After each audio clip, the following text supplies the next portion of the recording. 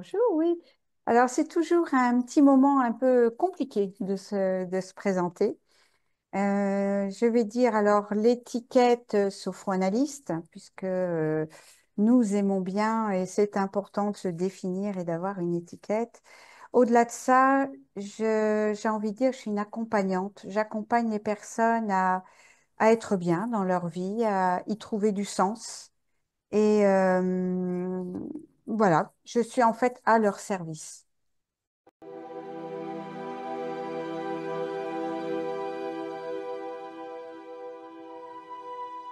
Alors, en tout cas, par rapport à d'autres praticiens de sophroanalyse, je dirais bien le bénéfice de l'âge, l'expérience et, euh, et mon parcours, oui, mon parcours personnel et qui n'arrête pas, hein, nourri de ce que je fais, de ma vie, de ce que j'en comprends, de là où j'avance.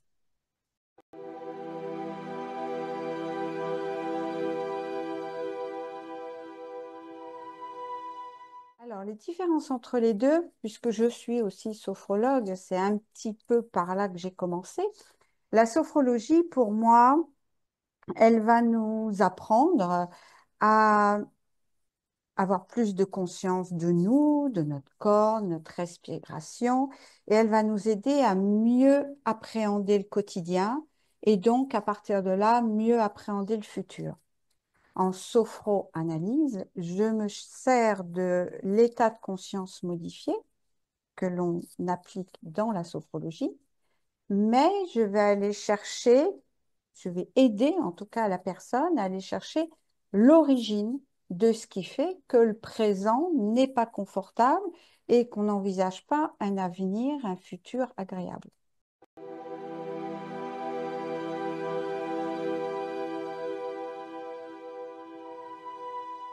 Sans succès, je dirais qu'il y a toujours quelque part un bénéfice. Tout ce que nous faisons, pour moi, est apprentissage. Et justement, les personnes qui viennent à moi et qui ont fait plein d'autres choses, je prends le temps pour voir avec elles, pour les aider même à trouver, quand c'est pas facile pour elles, ce qu'elles en ont tiré, là où ça leur a servi, ce qu'elles en ont fait. D'abord, ça, c'est une première chose.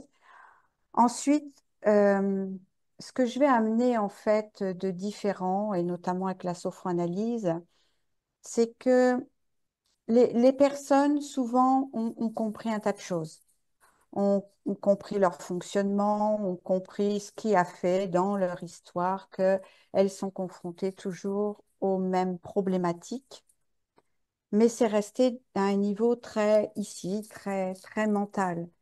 Et ce que j'explique toujours, moi, c'est que les âges qui ont vécu des inconforts profonds, voire des traumatismes à différents niveaux, eh bien, c'est toujours là, c'est dans le corps, c'est enclavé dans le corps. Et c'est ça que je vais pouvoir apporter avec la sophranalyse, c'est qu'on va aller trouver ce qui est enclavé et on va libérer la mémoire du corps. Et là, ça va plus être juste quelque chose que je comprends, mais c'est quelque chose que je ressens et dont je me libère.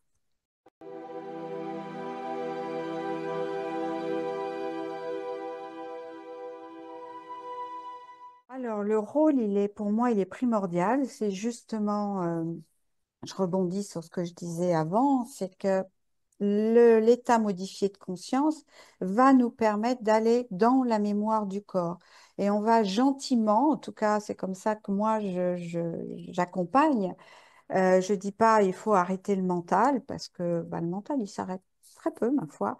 Mais juste je dis bah, le petit chéri on va lui apprendre juste à se poser à côté et à ne pas systématiquement intervenir et on va aller faire confiance au corps et chercher, ressentir là où ça bloque. Voilà à quoi ça sert, là, cet état modifié de conscience. C'est plonger dans le corps à son écoute, sans mentaliser, sans juger, c'est bien, c'est mal, tout ça. Non, voilà, on se met à l'écoute.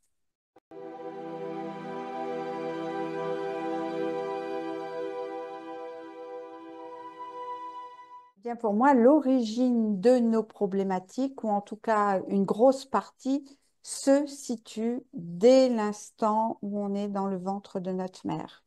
Dès la conception, toute cette période de la gestation, la naissance, tout ça, c'est engrammé hein, dans nos cellules. Nous sommes des éponges émotionnelles et si nous n'avons pas d'explication, il y a des interprétations qui vont se faire et tout ce que nous captons émotionnellement, ça va s'engrammer dans la mémoire cellulaire.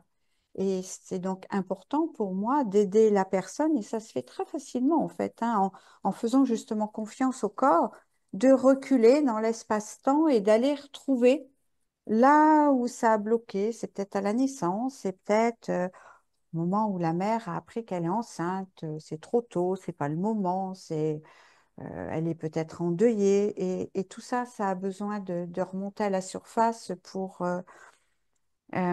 arrêter de croire des choses, en fait, qui ne sont pas la réalité et qui ne sont pas aidantes.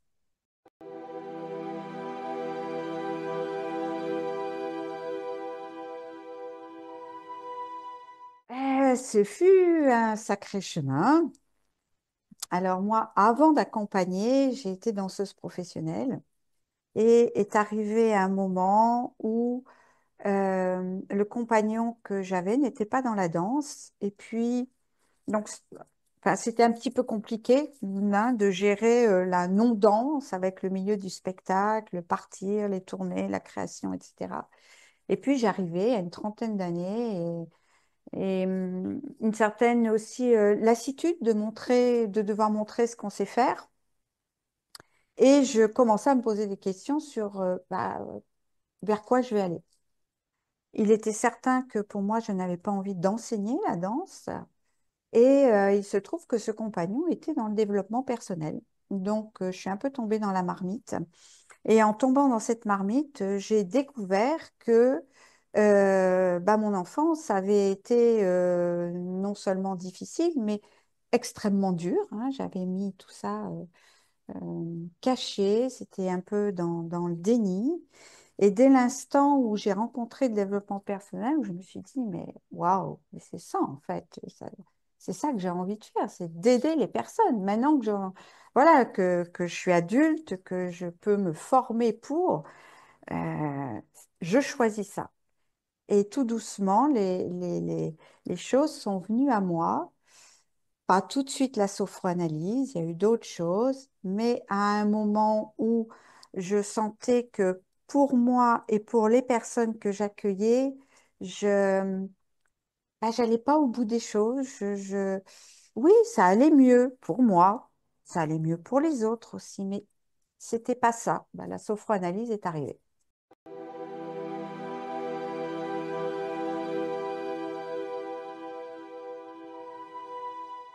Je dirais que la première qui a ouvert les portes, c'est le Reiki, que je ne pratique plus du tout, parce que voilà, je suis passée à d'autres choses, j'ai grandi notamment dans ma pratique énergétique. Et ensuite, je dirais, c'est ce que je pratique qui a le plus marqué mon chemin. Mais toutes les formations, sans exception, en fait, nourrissent ma façon d'accompagner aujourd'hui. Et suivant les personnes que je reçois, je sens bien que, sans que j'y pense, sans que je le conscientise vraiment, je vais tirer un outil de telle ou telle formation, même si, voilà, par exemple, je me suis formée en kinésiologie, je ne pratique pas la kinésiologie, mais, tout d'un coup, tiens, il y a un petit bout là, oui, ça va aider cette personne, donc je m'en sers.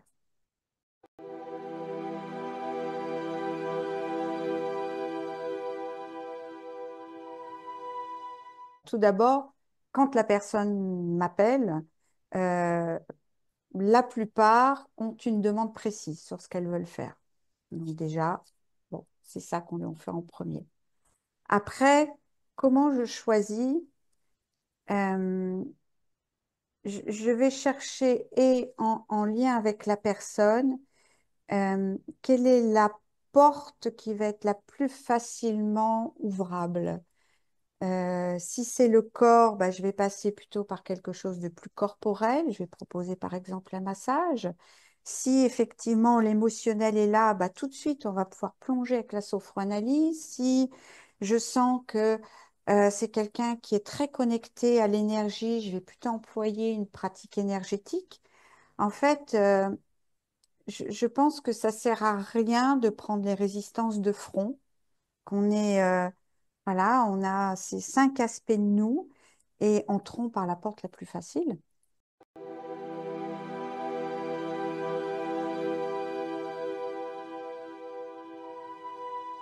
Pour moi, ça ne peut pas être autrement. Toutes les formations que j'ai faites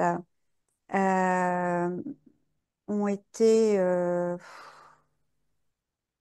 extraordinaires. J'ai pas d'autres mots. J'ai eu vraiment de très bons enseignants, mais je me rendais compte que passer la découverte de la puissance de cette pratique, par exemple, je sais pas, au niveau de l'émotion, ah, bah, je sentais bien que le corps, lui, il avait du mal à suivre ou que énergétiquement, il y avait des choses qui collaient plus. Donc, ça peut pas être autrement pour moi. C'est vraiment une vision de tous ces aspects de nous pour que nous puissions vraiment créer notre vie.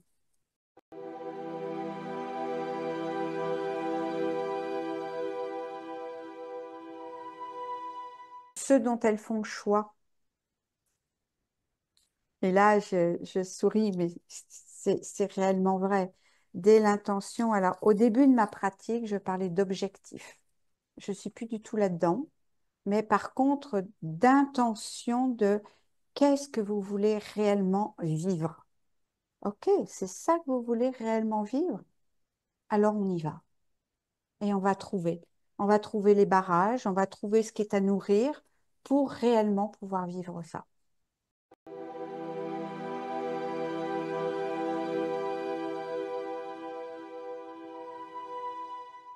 Alors ça, c'est tout nouveau pour moi de pratiquer uniquement la sophroanalyse en groupe. Et je suis très contente en fait du retour des participantes. Ce qui est différent, c'est en tout cas moi, comme je l'aborde, je vais donner beaucoup d'explications, de compréhension. Donc, je vois bien que les personnes, ça chemine, elles commencent déjà à faire des liens entre leur vécu, ce que j'amène comme compréhension, et contrairement à l'individuel où c'est vraiment la partie que j'appelle l'âme de la personne qui va nous guider là où il y a besoin, là, en groupe, j'amène par thème. Et donc, tout le monde plonge dans ce thème, mais comme il y a eu les explications avant, bah, c'est facile. Et puis, les échanges qui vont se faire, des vécus qui ont été réalisés pendant que moi j'accompagne, ça va venir nourrir et ça va venir décupler l'impact positif aidant de la séance.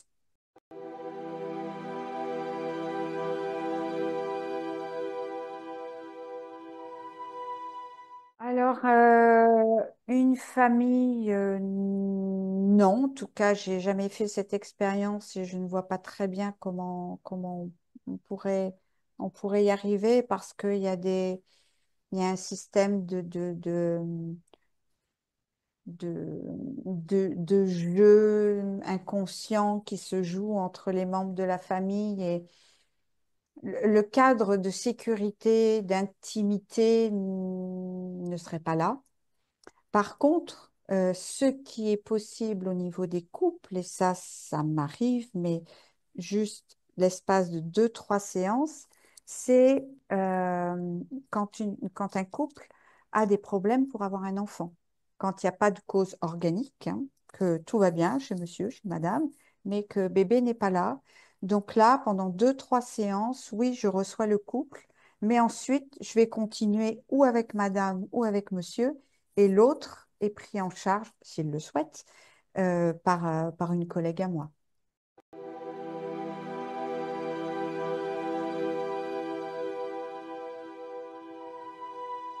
Oui, oui, oui, oui. Que j'ai appelé la roue de la transformation alchimique. et qui en fait comporte tout mon parcours depuis 25 ans maintenant d'accompagnement et de vécu personnel. Et la particularité dans cet accompagnement, c'est que on va justement pouvoir explorer, mais très profondément, tout le corporel, tout le physique, l'émotionnel, l'énergétique, le mental et notre spirituel. Et voilà, on va nourrir et on va libérer tous ces aspects jusqu'à ce que l'on puisse comme avoir un enseignement hein, de ces parties de nous pour mieux se connaître et puis là aussi se rendre compte qu'en fait nous sommes des purs créateurs de notre vie.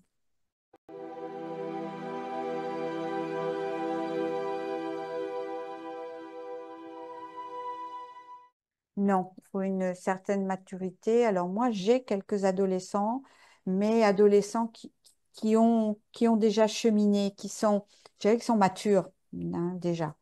Mais sinon, non, avec les enfants, on travaille autrement, mais pas en sophroanalyse.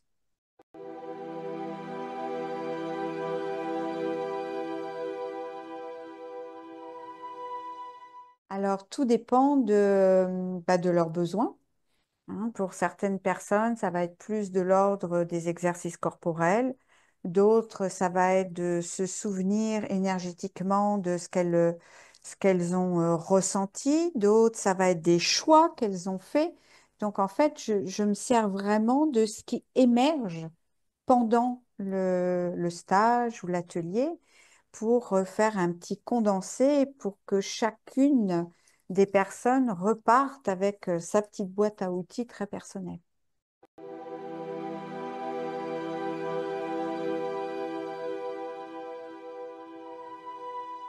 Alors, en général, on me dit que je suis quelqu'un de très à l'écoute. Je suis plutôt douce dans mon accompagnement. Douce et en même temps, quand je tiens quelque chose, je ne lâche pas le morceau, hein. Quand la personne m'a dit, voilà, moi, c'est vraiment ça, ça et ça que je souhaite, je ne le perds jamais de vue, hein, et ça, les personnes me le donnent en retour. Et oui, qu'en principe, voilà, je sais installer une sécurité où la personne se sent bien.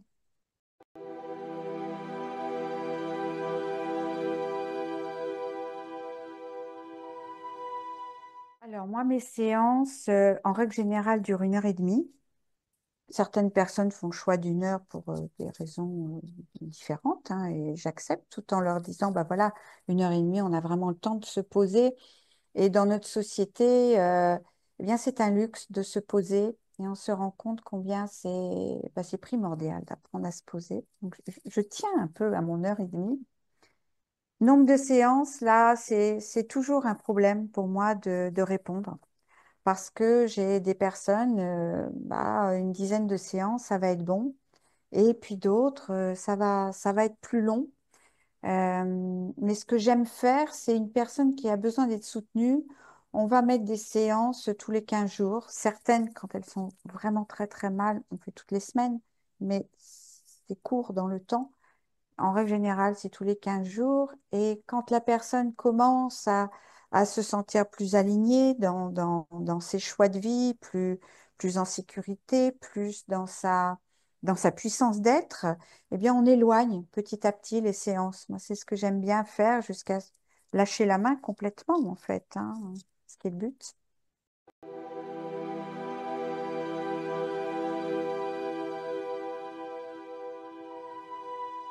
Oui, tout à fait.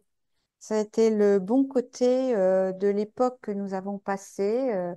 20, 21, tout ça, où nous avons été un peu cloîtrés chez nous. Je me suis dit, mais je ne peux pas laisser les personnes comme ça. Et j'étais vraiment contre. Alors, contre de chez contre, hein, l'accompagnement en visio. Et j'ai découvert que bah, ça ne changeait rien. Seule chose qui change, je ne peux pas toucher la personne. Mais comme je suis quelqu'un de ce qu'on appelle hypersensible. Je ressens, je perçois dans mon corps ce qui se passe chez l'autre et ça ne fait aucune différence pour moi d'accompagner quelqu'un en visio.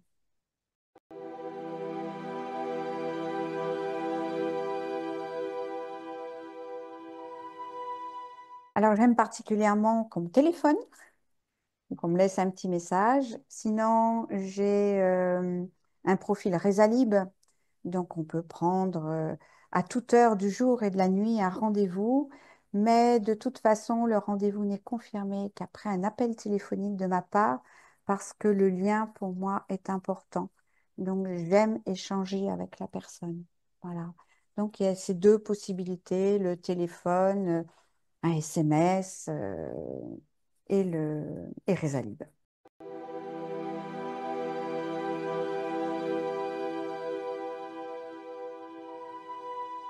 Mon site, Douceur d'être soi, on y trouve quand même beaucoup de choses. Il y a aussi ma chaîne YouTube, Delphine Couton. Et là aussi, on trouve quelques petites vidéos où déjà on peut me rencontrer et sentir comment j'amène les choses, comment j'accompagne.